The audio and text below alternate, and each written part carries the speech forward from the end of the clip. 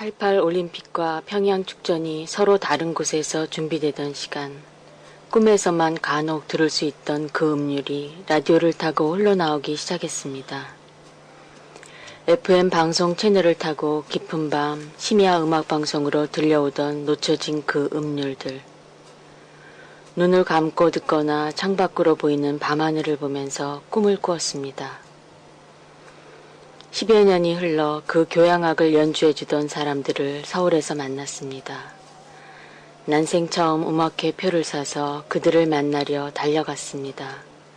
지휘자와 사회자는 너무도 감격스럽게 인사를 나누고 사람들은 몇 번이고 박수를 쳤습니다. 잊을 적 이혼의 공간이 인간 세상으로 들어온 듯 착각할 정도였습니다. 세월이 흘러 우연히 집안에 작은 악기 하나가 생겼습니다. 조심스레 그것을 입에다 가져다 대어 보았습니다. 불기보다는 부는 신용을 한번 해보려던 참이었습니다. 헌데 소리가 들렸습니다. 20여 년 전 FM을 통해 듣던 그 제목도 알 수 없던 교향악이. 깜짝 놀라서 악기를 입에서 떼었습니다. 음률은 손에 쥐어진 악기 안에서 들리는 듯 했습니다. 악기를 귀에 가져갔습니다. 그리고 포근한 관의 표피를 통해 흐르는 그 음률에 살포시 눈을 감았습니다.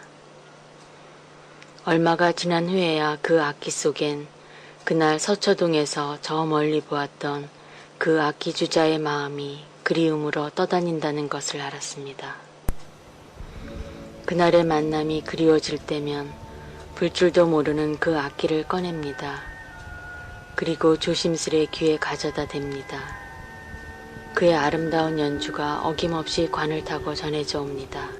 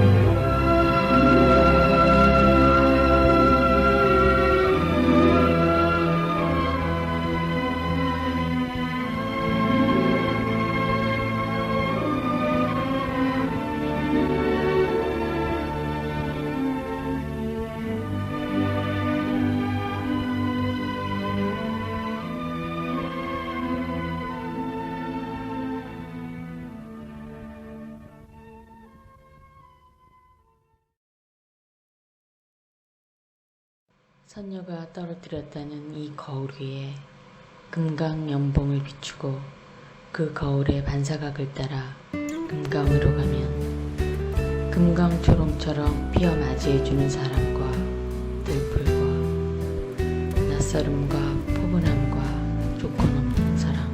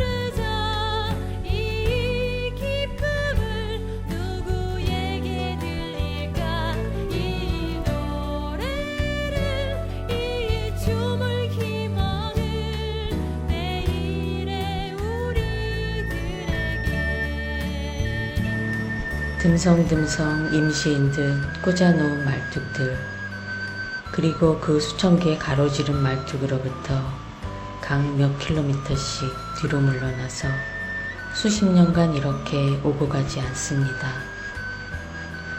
온종일 가는 길에 그 말뚝들을 봅니다. 걸음을 멈추고 다가가서 그 죽은 나무 줄기에 생명을 접붙입니다. 바람에 날려온 꽃씨들이, 새들이 물고 와준 폴씨들이 피어나 만들어준 그리움을 샘물 삼아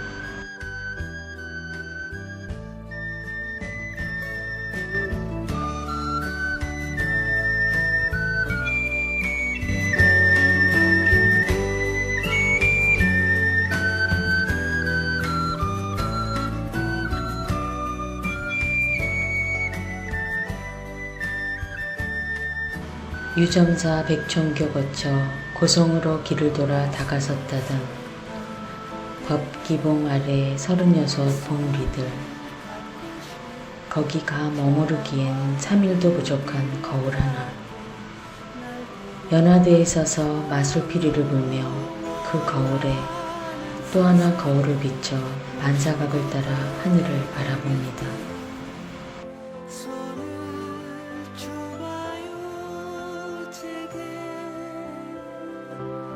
16세기 이름 있는 시인을 묘사하는 원내 양사호 선생이 금강산 3일포에 오시오신 바로 저곳에서 3일포를 노래한 시들을 많이 지었다고 합니다. 그 포를 고친 동매대가 되었습니다. 그리고 지금 소개해주는 이 장소는 련화대 전망이라고 합니다. 3일포의 경치는 도로사 다니면서 보는 것도 좋지만 호숫가에 보트를 끌고 보트놀이를 하는 것이 제일 인상 깊습니다. 호숫가에 보트를 끌고 보트를 타고 이쪽으로 내려가면 신통이도 이 정강 밑에 받치고 있는 바위풀들이 윤꽃처럼 생겼다고 합니다. 그래서 윤꽃 바위 위에 있는 정각이라는 의미로 연화대 정각이라고 합니다. 아름다운 이름을 가진 연화대 정각에서 공연 또 한잔하십니다.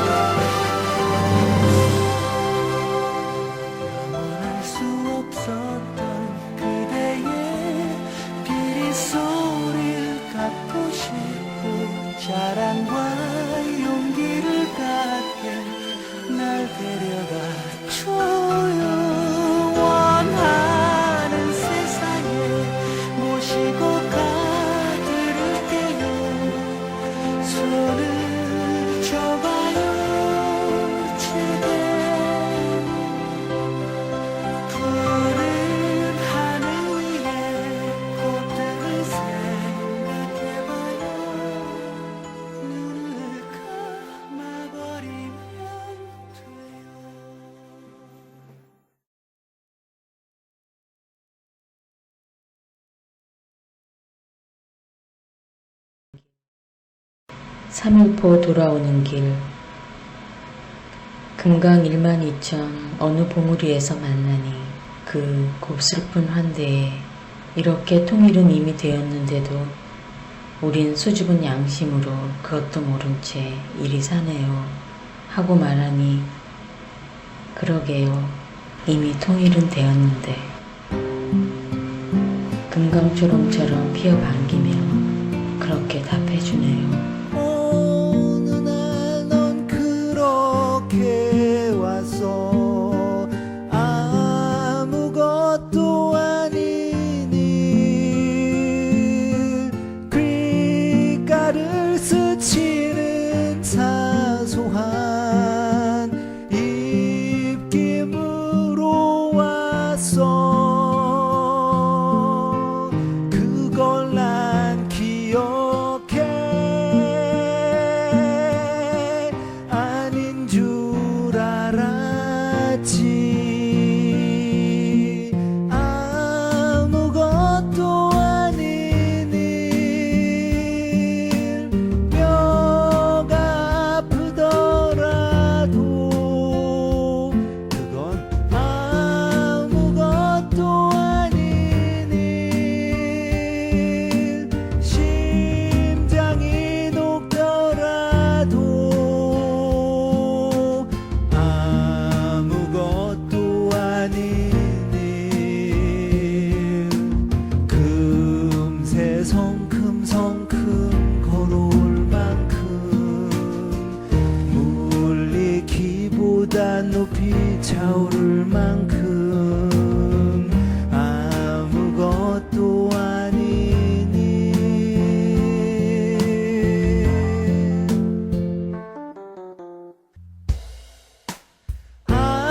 아무것도 아닌 일 뼈가 아프더라도 아무것도 아닌 일 나무글이 큰 게 문제가 아니라 그때다가 또 화가 컸지요. 맞당기세요. 좀 더 저쪽으로 색깔을 당긴 겁니까? 네. 어느 걸 얘기하시는 거예요? 좀 더 당기세요. 이쪽으로. 아니, 이쪽으로. 그만. 지붕이가 뾰족한 두더지. 두더지 궁둥이에 있는 건 아기검. 아기검 밑에 있는 건 더마뱀. 여기 내려가는 건 늑대지. 아무것도 아닌 일 뼈가 아프더라도 아무것도 아닌 일 심장이 감사합니다. 얘기 많이 들어서 또 오십시오. 예. 네. 고생하시죠. 예, 안녕히 감사합니다. 가십시오. 고맙습니다.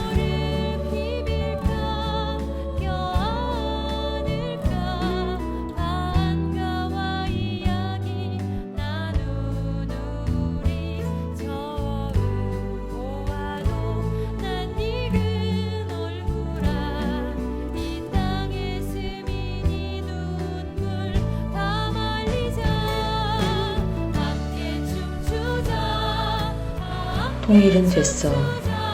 처음 그 얘기를 들을 때는 그저 통일을 염원하며 살아온 한 노인의 가슴 벅차 내뱉은 과장된 시여라 생각했습니다.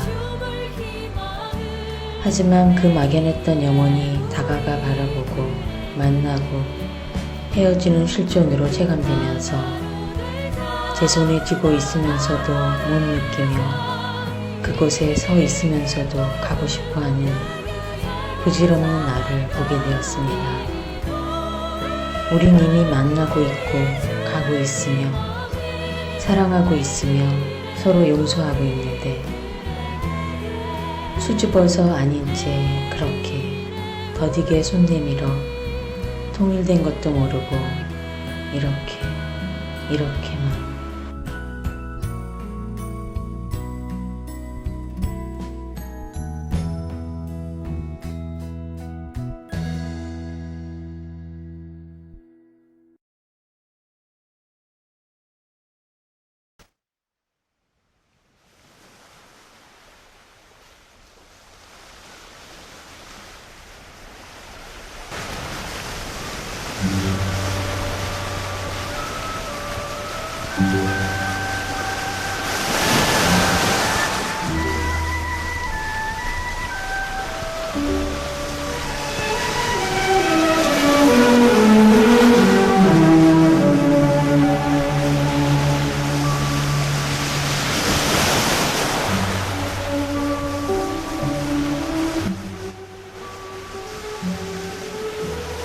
주문진 밤바다 다리 위에서 차가운 늦가을 밤바다의 파도소리와 저 멀리 반짝이는 불빛들과 북녘으로 이어지는 동해바다를 보면서도 보지 못했던 그 수많은 종이배와 그들의 길을 비춰주는 크고 작은 둥대 불빛들을 꿈에서야 볼 수 있었습니다. 어느 택시 운전기사의 눈에 보여 침몰시킬 수 있었다는 잠수정이 출몰된 정동진에서 안인으로 가는 길에 보았던 그 햇빛 찬란한 동해바다에서도 보지 못했던 그곳에 이렇게도 많은 종이배가 꽃과 편지와 선물을 싣고 55년 동안을 오고 가고 있었다는 것을 상상조차 못하고 있었다니. 무건의 수행자들은 하얀 사각종이와 예쁜색 종이를 발견하면 그 종이를 한 장으로 혹은 여러 장을 폭에 붙여서 크고 작은 사각지를 만들고 그 종이를 접고 접어서 종이배를 만듭니다. 그리고 그 배 안에다 꽃이랑 편지랑 사진이랑 전하고 싶은 얘기를 사랑을 담아서 게을러 강으로 바다로 나와 주소를 적어서 배를 띄우고 있었습니다. 금강산 유람선이 뜨기 오래전부터, 아니 경비정과 군함, 새우잡이 배와 어선들, 혹은 팀 스피리트 훈련의 항공모함 사이로도 잠만경을 삐죽 내민 잠수정 곁으로도 종이배들은 여행하고 있었습니다.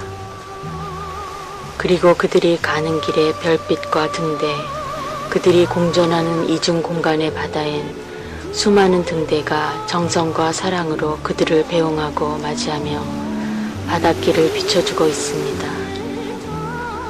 누가 제일 먼저 그렇게 가르쳐 주었는지는 알 수 없지만 어린 시절 학교에 들어가면 미술 시간에 왜 제일 먼저 종이배 접는 법을 배워주는지 그 이유를 알게 되었습니다.